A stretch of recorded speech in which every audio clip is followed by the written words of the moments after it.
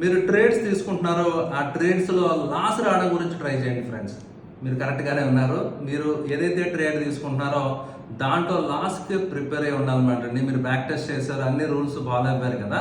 Let's సే మీరు తీసుకునే ట్రేడ్స్లో మీ success rate 60% అనుకుంటే కనుక 40% ఫెయిల్యూర్ రేట్ ఉంది. అది మర్చిపోకూడదు అనమాట మనం.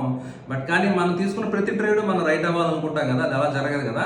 మీరు లాస్ తీసుకున్నారు, ఒక ట్రేడ్ లాస్ వచ్చింది, రెండో ట్రేడ్ లాస్ వచ్చింది, మూడో ట్రేడ్ లాస్ వచ్చింది, మీరు హ్యాపీగా ఫీల్ అవ్వాలండి. ఎందుకంటే మనకు తెలుసు ఈ స్ట్రాటజీ యొక్క సక్సెస్ రేట్ మనం బ్యాక్ టెస్ట్ చేసాం, 60% ఆర్ 50% ఉంది.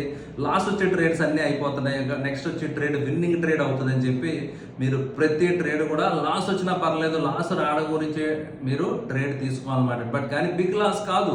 మీరు ఏదైతే స్ట్రాటజీ ఉందో దానికి ప్రాపర్ స్టాప్ లాస్ తోటి కంట్రోల్డ్ లాసెస్ అనమాట అండి. Small losses are part of trading అనమాట అండి. మీరు ఆ డిసిప్లిన్గా ఉంటే బిగ్ ట్రేడ్, బిగ్ ప్రాఫిట్ అనే ట్రేడ్స్ ఇన్ ఫ్యూచర్ ఖచ్చితంగా వస్తాయండి.